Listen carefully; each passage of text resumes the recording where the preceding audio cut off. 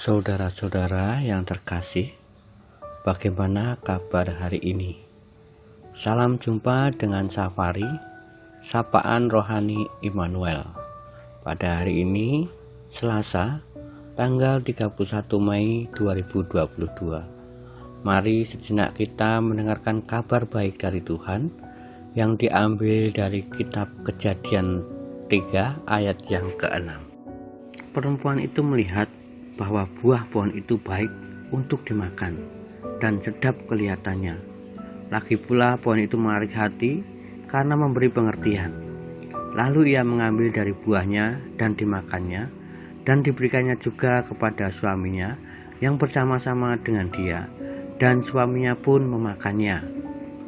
Saudara yang terkasih, kejatuhan manusia dimulai dari Hawa yang memberi kesempatan pada ular untuk menggodanya. Mulai dari mendengar perkataan ular, lalu melihat buah pohon kehidupan yang menarik, dan akhirnya terpikat olehnya, sehingga ia dan suaminya memakan buah pengetahuan yang baik dan yang jahat, satu-satunya perintah yang dilarang oleh Allah untuk dilanggar. Kita semua punya titik kelemahan. Kita bukanlah manusia yang kebal terhadap dosa. Saudaraku, itulah sebabnya kita harus sadar akan kelemahan kita masing-masing dan waspada di area itu. Perhatikanlah juga pintu-pintu masuk dosa. Ada beberapa pintu yang membuat kita jatuh dalam dosa. Pertama, mata. Hati-hati dengan mata. Jangan sampai karena kompromi dengan hal-hal yang sepele, ujung-ujungnya membuat kita terpikat oleh dosa. Mata adalah jendela dunia, begitu kata pepatah. Namun, bila mata kita jahat, tidak kudus, maka mata kita akan membuat kita berdosa. Kedua, telinga. Hati-hati dengan pujian dan sanjungan, sebab akan menjerumuskan seorang jatuh dalam dosa kesombongan.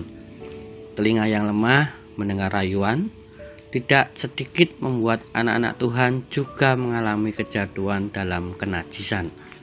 Ketiga, mulut. Hati-hati dengan mulut kita. Pepatah mengatakan, mulutmu harimaumu. Banyak pertengkaran terjadi karena tidak bisa menjaga mulut. Karena mulut yang tidak dijaga, orang mudah menebar fitnah dan berita yang tidak benar. Banyak orang yang mengalami kepahitan dengan sesamanya akibat mendengar perkataan-perkataan yang tidak membangun. Keempat, pikiran. Hati-hati dengan pikiran.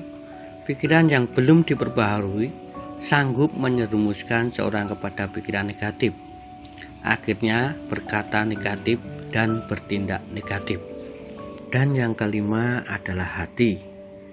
Amsal 4 ayat 23 berkata, jagalah hatimu dengan segala kewaspadaan, sebab dari situlah terpancar kehidupan.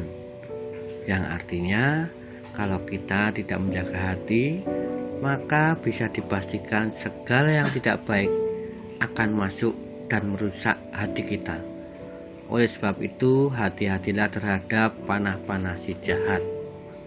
Saudara yang terkasih dalam Tuhan Yesus, 5 pintu dosa di atas bisa jadi adalah kelemahan kita. Sadarilah, mari kita memulai setiap hari dengan diisi oleh kebenaran firman Tuhan. Telinga kita mendengar suaranya, mata kita memandang kekudusannya, mulut kita memperkatakan firman-Nya, pikiran kita tunduk oleh firman-Nya, dan hati kita penuh dengan kebenarannya. Maka roh, jiwa, dan tubuh kita akan terlindungi dengan segala kebaikannya. Marilah kita berdoa. Bapa dalam surga, kami mengucap syukur atas firman-Mu yang telah Engkau berikan. Ajar kami untuk kami dapat melakukannya dalam kehidupan kami sehari-hari. Terima kasih Tuhan, hanya dalam nama Tuhan Yesus kami berdoa dan mengucap syukur. Haleluya, amin. Baiklah saudara kalian yang terkasih, tetap semangat. Sampai bertemu di acara Safari selanjutnya. Tuhan Yesus memberkati.